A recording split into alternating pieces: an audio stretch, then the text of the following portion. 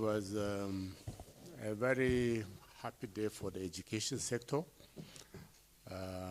because one of the problems which the vice chancellors, rectors, and provosts of college of education, those managing the tertiary sector in Nigeria, have been complaining about have been the subscription to IPPIS.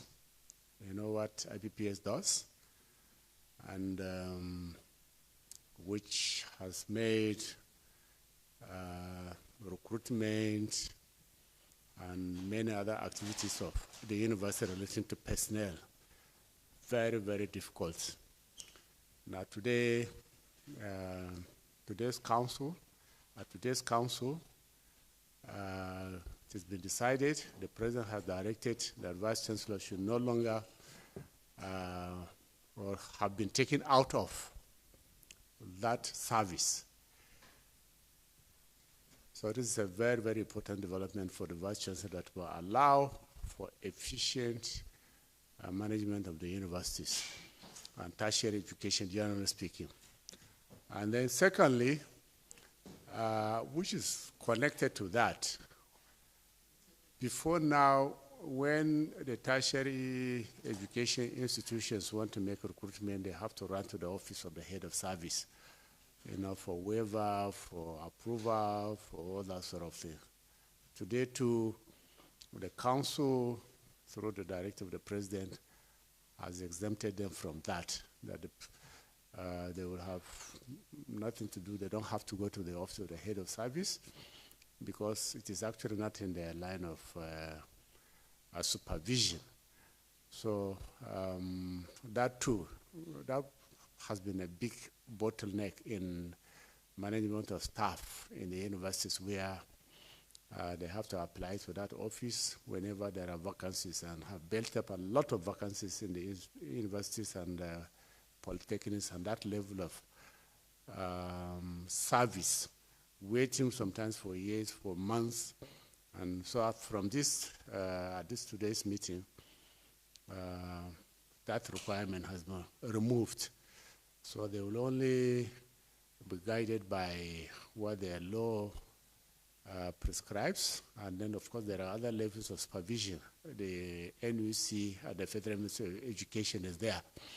You know, so that's a very big relief for the universities, and we sincerely hope these measures will be responsibly reciprocated by the institutions, so that whatever has led to their being brought under those facilities will no longer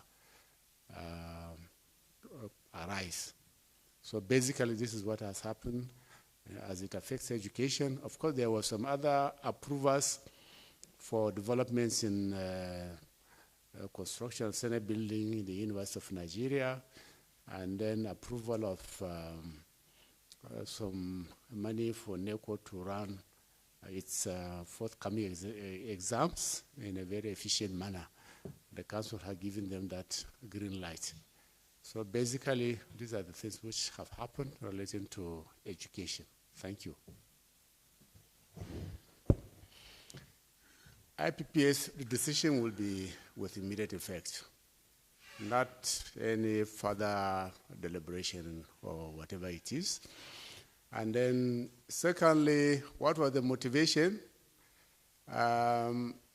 Simply, the president and the council is just concerned about efficiency of management of the universities.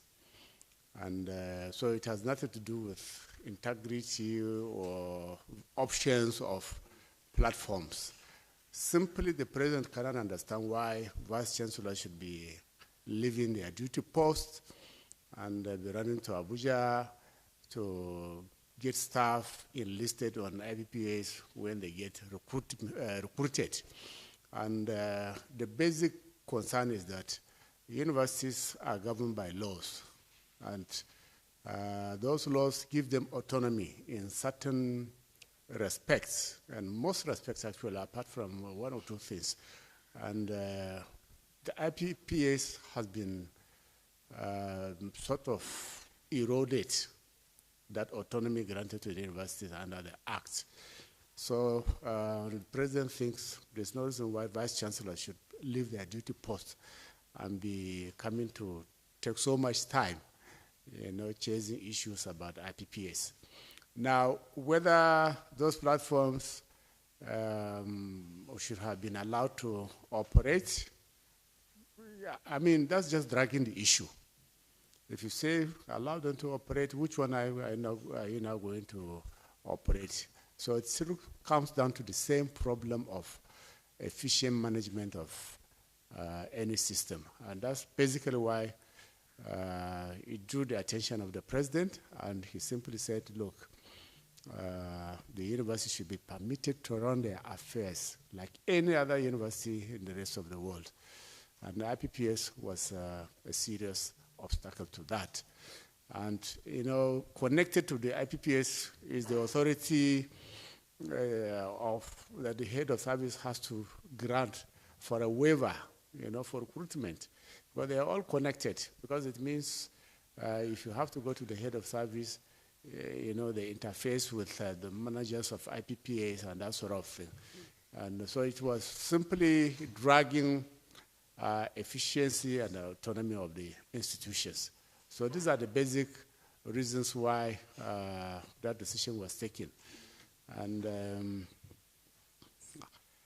ASU will be very happy about that, because it's one of the things actually they were quite agitated about. And nobody is really interested in wants the university system to be bogged down in mundane day-to-day issue that does not really impact on their progress. So this will go a long, long way in ensuring efficiency and autonomy in our tertiary institutions. Thank you, Honorable Minister. Again, we want to welcome you to this press briefing after the just concluded Federal Executive Council meeting. A number of issues were deliberated upon, and decisions have been taken. I have with me, to my immediate right, the Special Advisor to the President on Information and Strategy, Mr. Bayo Nanuga. To my immediate left is Mr. Festus Keyamo, Minister for Aviation and Aerospace Development. And then I have on my extreme left Professor Tahir, the Honorable Minister of Education. Like I said, the council meeting was broken into two. In the first part, there was the swearing of members of the chairman and members of the Federal Civil Service Commission, and the swearing of the chairman of the ICPC.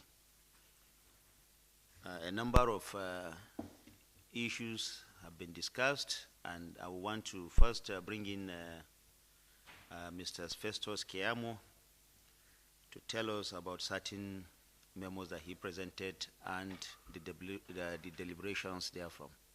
Mr. Keyamo. Thank you.